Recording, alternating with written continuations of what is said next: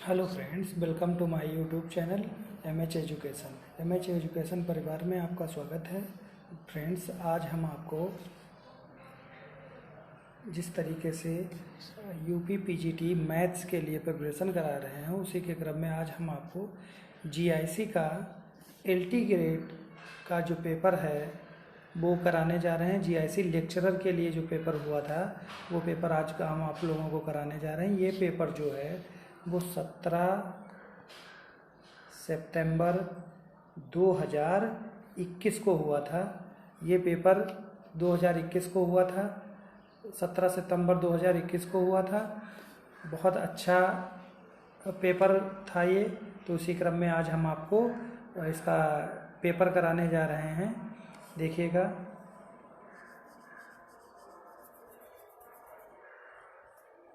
देखिए फ्रेंड्स, ये पेपर जो है 3 घंटे का पेपर हुआ था। इस पेपर में आपके क्वेश्चन जो थे वो 40 क्वेश्चन जो थे वो जीएस के थे और 80 क्वेश्चन जो थे वो आपके सब्जेक्टिव पेपर यानी मैथ के थे। तो ये मैथ का पेपर है, मैथ का जीआईसी का ये मैथ का पेपर है। मैथ इसमें 40 क्वेश्चन जो थे वो जीके और जीएस से संबंधित थे और 80 क्वेश्चन जो थे वो आपके सब्जेक्टिव यानी कि मैथ से संबंधित थे। तो आज हम आपको इसी क्रम में जीके और प्लस मैथ्स दोनों का आंसर की कराने वाले हैं। ये वीडियो जो है हमारा वो केवल आंसर की पर बेस्ड होगा। इसके लिए डिटेल्ड एनालिसिस अगर आप लोग कहते हैं तो आप लोगों को बहुत जल्द प्रोवाइड करा दिया जाएगा। उसके लिए आप लोग मुझे कमेंट्स बॉक्स में कमेंट करें। अगर आपको हमारा ये प्रयास अच्छा लगता है तो आप हमारे चैनल को लाइक, शेयर एंड सब्सक्राइब करें। जो बच्चे इसको सबसे ज़्यादा, जो भी फ्रेंड्स इसको ज़्यादा शेयर करेंगे उनको सारे नोट्स फ्री में दिए जाएंगे। उनको फ्रेंड्स की इसकी पीडीएफ जो है, अगर कोई भी हमारा दोस्त, हमारा स्टूडेंट अगर हमसे कहता है कि इसकी पीडीएफ भी सर चाहिए तो उसको पीडीएफ भी प्रोवाइड करा दी जाएगी। तो फ्रेंड्स, इसी क्रम में शुरू करते हैं आज का हमारा वीडियो। देखिए, फर्स्ट क्वेश्चन जो आया था वो जीके जीएस से संबंधित था। क्वेश्चन को मैं थोड़ा और जूम कर देता हूँ। देखिएगा, क्वेश्चन है प्रधानमंत्री फसल बीमा योजना शुरू की गई थी। प्रधानमंत्री फसल बीमा योजना शुरू की गई थी। यह कब शुरू की गई थी? तो 2014 में, 2015 में, 2016 में, 2017 में। तो ये जो फसल बीमा योजना थी ये 2016 में शुरू की गई थी। फिर अगला है जीएसटी परिषद का अध्यक्ष कौन होता है? तो पहला दे रखा है प्रधानमंत्री, दूसरा विकल्प है आपका वित्त मंत्री, तीसरा है नीति आयोग का उपाध्यक्ष, चौथा है उपराष्ट्रपति। तो इसका जो मेन विकल्प सही हो जाएगा वो केंद्रीय वित्त मंत्री होता है। नेक्स्ट क्वेश्चन कह रहा है पारिस्थितिकी तंत्र की अवधारणा प्रथम बार किसके द्वारा दी गई थी? पूछ रहा है पारिस्थितिकी तंत्र की अवधारणा सबसे पहले किसने दी थी? वुडबरी के द्वारा, क्लार्क के द्वारा, एजी टांसले के द्वारा, ईपी ओट्स के द्वारा। तो फ्रेंड्स, इसका जो सही आंसर है वो एजी टांसले के द्वारा इसकी व्याख्या की गई थी। नेक्स्ट क्वेश्चन की बात कर लेते हैं। नेक्स्ट क्वेश्चन हमारा है निम्नलिखित में से उत्तर प्रदेश की कौन सी अनुसूचित जनजाति वाराणसी जनपद में नहीं पाई जाती है? तो ध्यान दीजिएगा, पहला जो विकल्प है वो है गोंड, दूसरा है खरवार, तीसरा है सहारिया और चौथा है चेरो। तो फ्रेंड्स, इसमें जो सहरिया जनजाति है ये वाराणसी में नहीं पाई जाती है। नेक्स्ट क्वेश्चन है भारत के कुल भौगोलिक क्षेत्र में उत्तर प्रदेश का कितना भौगोलिक प्रतिशत है? उत्तर प्रदेश का कितना भौगोलिक प्रतिशत है? तो ये लगभग 7.33% है। ये कितना है? 7.33% है। नेक्स्ट क्वेश्चन फ्रेंड्स है भारतीय संविधान के निम्नलिखित में से किस अनुच्छेद के तहत उत्तर प्रदेश की महाधिवक्ता की नियुक्ति की जाती है? तो फ्रेंड्स, किस अधिनियम या अनुच्छेद के अंतर्गत की जाती है? तो अनुच्छेद 167 के के लिए की जाती है, अनुच्छेद किसके लिए की जाती है, 167 के लिए की जाती है। नेक्स्ट क्वेश्चन की बात कर लेते हैं। नेक्स्ट क्वेश्चन है हमारा कि भारत में म्यूचुअल फंड को निम्नलिखित में से किस संस्था द्वारा विनियमित किया जाता है। तो फ्रेंड्स इसका आंसर हो जाएगा सेबी। सेबी के द्वारा भारत के म्यूचुअल फंड और शेयर मार्केट, इनको सबको कैसे कौन मॉनिटर करता है, तो इनको मॉनिटर करने के लिए जो संस्था बनाई गई है वो सेबी है। तो इसका आंसर नंबर बी हो जाएगा। उत्तर प्रदेश में विधान परिषद वित्त विधेयक को कितने दिन विलंबित कर सकती है। तो कितने दिन तक विलंबित कर सकता है, केवल और केवल 14 दिन तक। नेक्स्ट है निम्नलिखित युग्मों में से कौन सा एक सही सुमेलित नहीं है। निम्नलिखित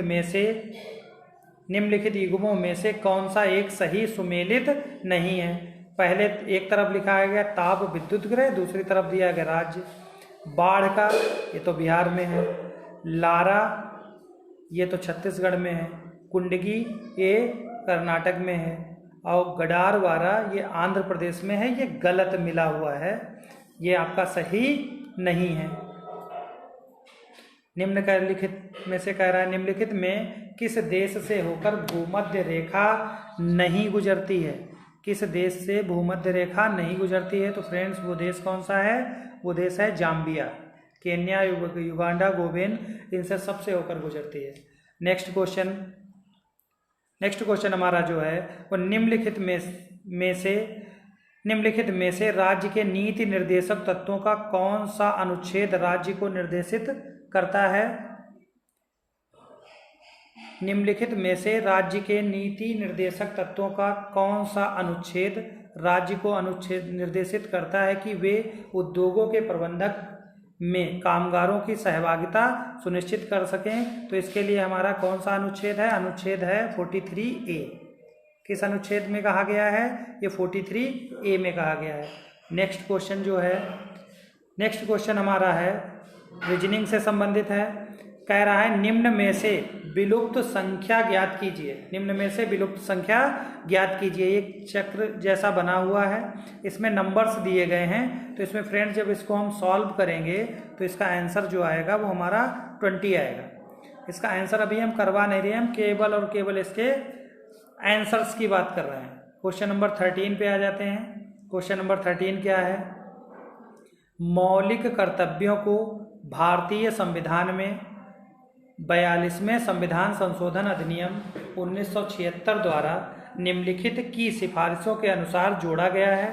उसमें कौन सी सिफारिश थी ऐसी जिसके अनुसार इसको जोड़ा गया था, तो वो कौन सी थी, वो थी स्वर्ण सिंह समिति। इसमें विकल्प ए दिया गया है सांतनम समिति, दूसरा दिया गया है सहकारिया समिति, तीसरा है स्वर्ण सिंह समिति और चौथा है इंदिरा गांधी नेहरू समिति। तो इसमें आंसर जो हो जाएगा वो स्वर्ण सिंह समिति हो जाएगा। नेक्स्ट क्वेश्चन नंबर 14 है निम्नलिखित खड़ी फसलों की कटाई करने से पहले अगली फसल की बुआई करना क्या कहलाता है। कह रहा है खड़ी फसलों की कटाई करने से पहले अगली फसल की बुआई करना क्या कहलाता है। तो ये कहलाता है रिले खेती कहलाता है। कौन सी कहलाता है खेती, रिले खेती कहलाता है। नेक्स्ट क्वेश्चन की बात कर लेते हैं। नेक्स्ट क्वेश्चन हमारा है मध्यकाल में उत्तर प्रदेश के किस जनपद को शिक्षा का केंद्र होने के कारण सिराजे हिंद कहा जाता था। मध्यकाल में उत्तर प्रदेश के किस जनपद को शिक्षा का केंद्र होने के कारण सिराजे हिंद कहा जाता था। तो पहला विकल्प दिया गया है सहारनपुर, दूसरा है शाहजहांपुर, तीसरा है हमारा जौनपुर और चौथा है लखनऊ। तो इसमें किसको कहा जाता था, इसमें जौनपुर को जो है सिराजे हिंद कहा जाता था।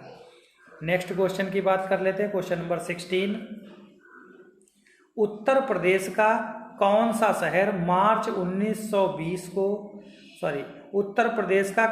शहर मार्च 2020 को राज्य के जीडीपी और प्रति व्यक्ति आय के मामले में शीर्ष पर रहा है। तो उत्तर प्रदेश की बात कर रहा है, तो उत्तर प्रदेश में कौन सा राज्य हो जाएगा। पहला दिया गया मेरठ, दूसरा है नोएडा, तीसरा आपका लखनऊ है और चौथा है कानपुर।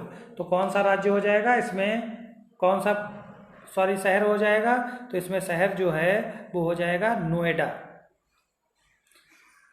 नेक्स्ट क्वेश्चन की बात करते हैं, निम्नलिखित में से कौन सा एक उत्तर प्रदेश का लोक नृत्य है। उत्तर प्रदेश के लोक नृत्य की बात कर रहा है, तो लोक नृत्य उत्तर प्रदेश का जो है जो जैता है।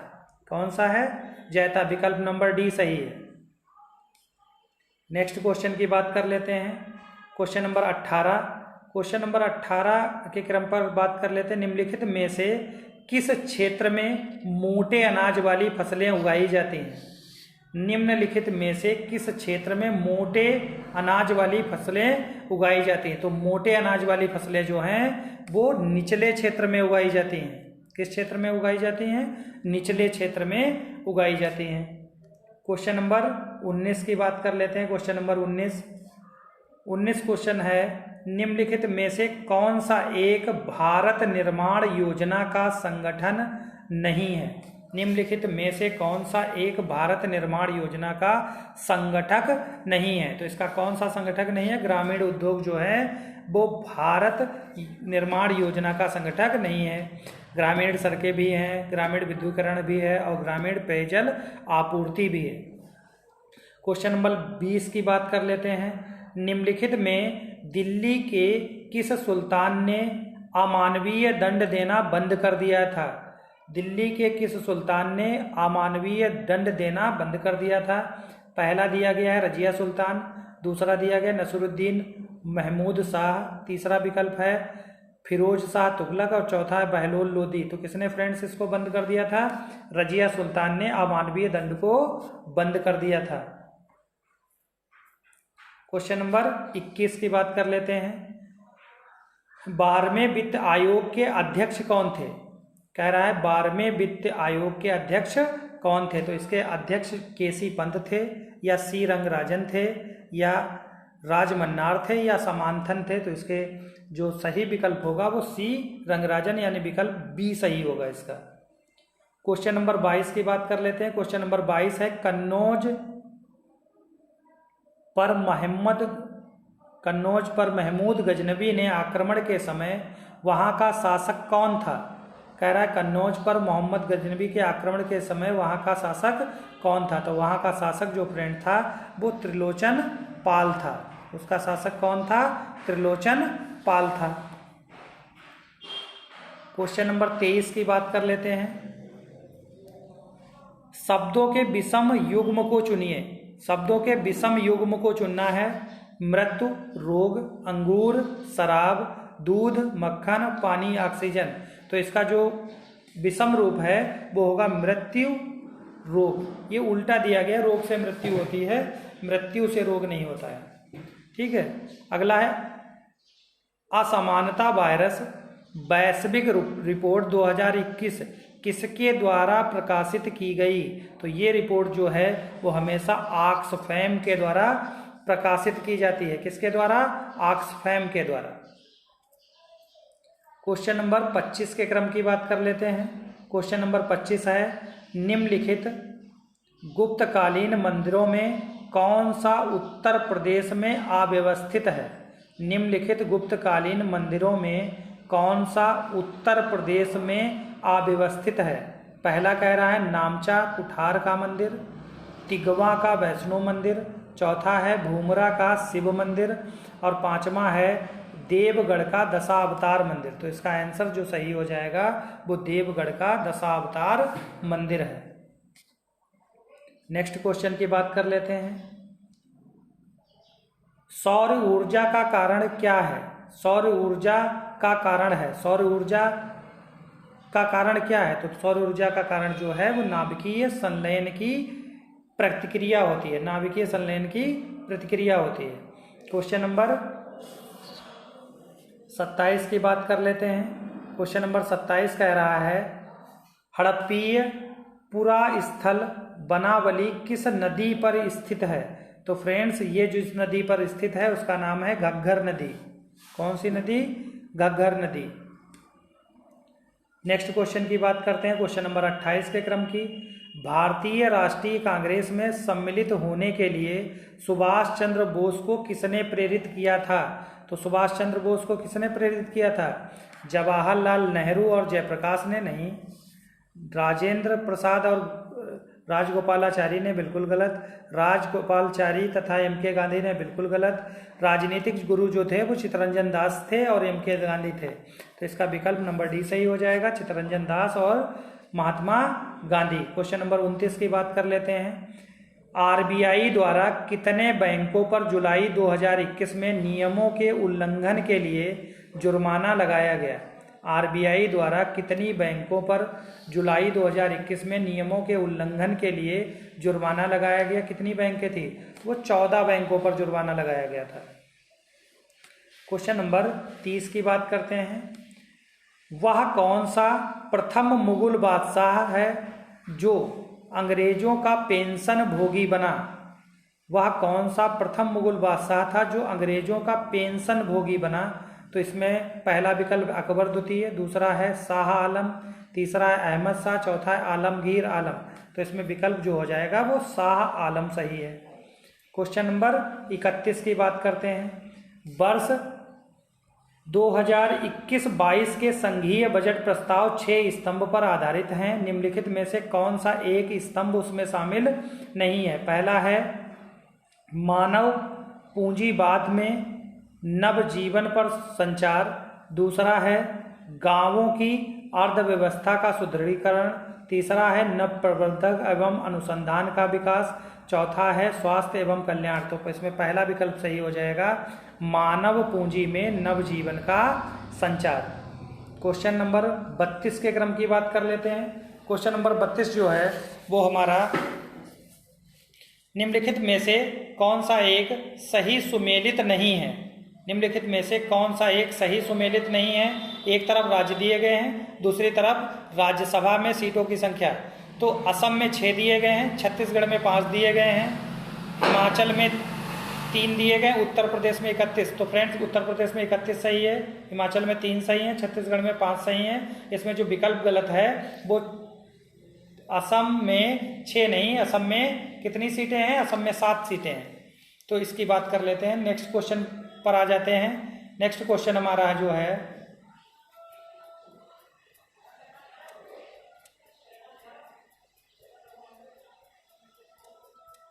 नेक्स्ट क्वेश्चन जो है क्वेश्चन नंबर बात कर लेते हैं हम लोग 31 करा चुके थे। क्वेश्चन नंबर 32 की बात कर लेते हैं।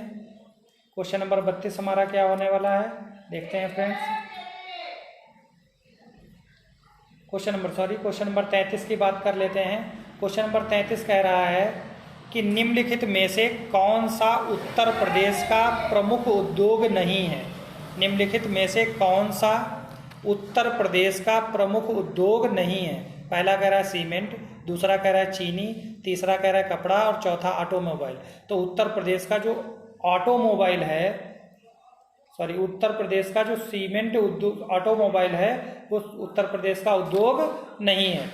फिर नेक्स्ट क्वेश्चन की बात कर रहे हैं। निम्नलिखित में से कौन सा हड़प्पीय पुरास्थल उत्तर प्रदेश में स्थित नहीं है? पहला है हुलास, दूसरा है देसलपुर, चौथा है आलमगीर, पांचवा है मंडी और चौथा है मांडी। तो इसका विकल्प जो है वो 34 नंबर का विकल्प बी सही हो जाएगा। नेक्स्ट क्वेश्चन 35 नंबर क्वेश्चन की बात कर लेते हैं। सूची फर्स्ट को सूची सेकंड से सुमेलित कीजिए। सूची फर्स्ट को सूची सेकंड से सुमेलित कीजिए तथा सूचियों को नीचे दिए गए कूट का प्रयोग करके सही उत्तर का चयन कीजिए। एक तरफ दिया गया है आपका खनिज और दूसरी तरफ दिया गया है खादान क्षेत्र। लौह के सामने बाइपा लिखा है, बी मैगजीन के सामने सडबरी लिखा है, फिर सी तांबा के सामने चुआ तारा लिखा है और डी बॉक्साइट के सामने इटाबिस लिखा गया है। तो इसका विकल्प जो है फ्रेंड्स वो देखते हैं कौन सा सही होगा। पहले में एक कूट दिया गया है तो इसका विकल्प सही हो जाएगा हमारा। इसका विकल्प जो है बी सही हो जाएगा। पहला चौथे से जाएगा, दूसरा तीसरे से जाएगा, तीसरा दूसरे से जाएगा, चौथा जो है वो पहले से मेल करेगा। क्वेश्चन नंबर 36 की बात कर लेते हैं। क्वेश्चन नंबर 36 है बाण भट्ट ने हर्षचरित में किस मौर्य शासक का उल्लेख किया है? बाणभट्ट ने हर्षचरित में किस मौर्यकालीन शासक का उल्लेख किया है? तो उसने उल्लेख किसका किया है? इंद्रपालित का उल्लेख किया है। क्वेश्चन नंबर 37 का क्रम देख लेते हैं। 37 में कह रहा है 1829 में अंग्रेजों के विरुद्ध खासी जनजाति विद्रोह का नेतृत्व किसने किया था? तो इसमें नेतृत्व जो किया था वो तीरथ सिंह ने किया था। किसने किया था? तीरथ सिंह ने किया था। क्वेश्चन नंबर 38, उत्तर प्रदेश में मयूर संरक्षण केंद्र निम्नलिखित में से किस स्थान तथा जनपद में है? तो मयूर संरक्षण कहाँ है? ये मथुरा में पाया जाता है। क्वेश्चन नंबर 39 की बात कर लेते हैं। बैंकों में उपभोक्ता सेवाओं में सुधार का सुझाव देने के लिए निम्नलिखित में से किस समिति का गठन किया गया था? तो वो कौन सी समिति थी? पहला है राजा चेलिया समिति, दूसरा है बर्मा समिति, तीसरा है गोई पोरिया समिति और चौथा है चक्रवर्ती समिति। तो इसका विकल्प नंबर सी सही हो जाएगा, गोई पोरिया समिति। क्वेश्चन नंबर 40 की बात कर लेते हैं। क्वेश्चन नंबर 40 कह रहा है निम्नलिखित में से कौन सी फसल लवण सहिष्णु फसल है? तो वो कौन सी फसल होती है फ्रेंड्स? तो वो फसल होती है चुकंदर की। तो फ्रेंड्स ये आपका जीआईसी लेक्चरर का एग्जाम जो 2021 में हुआ है, ये जीएस का पेपर दिया गया है। ये जीएस के पेपर की हम लोग बात कर रहे थे, तो ये जीएस का पेपर है।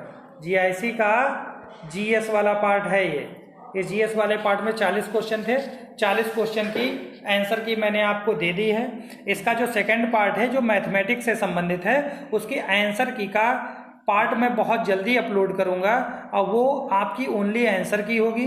अगर आप लोगों को हमारा ये प्रयास अच्छा लगे, एमएच एजुकेशन परिवार का ये प्रयास अच्छा लगे, तो आप लोग हमारे चैनल को लाइक, शेयर एंड सब्सक्राइब करें और प्लीज़ वीडियो पर कमेंट जरूर करें, जिससे आपको सुझाव मुझे मिल सके। अगर आप लोग इसका रिटर्न में कोई बैच चाहते हैं या इस पर कोई और वीडियो चाहते हैं तो प्लीज़ मुझे बताइएगा।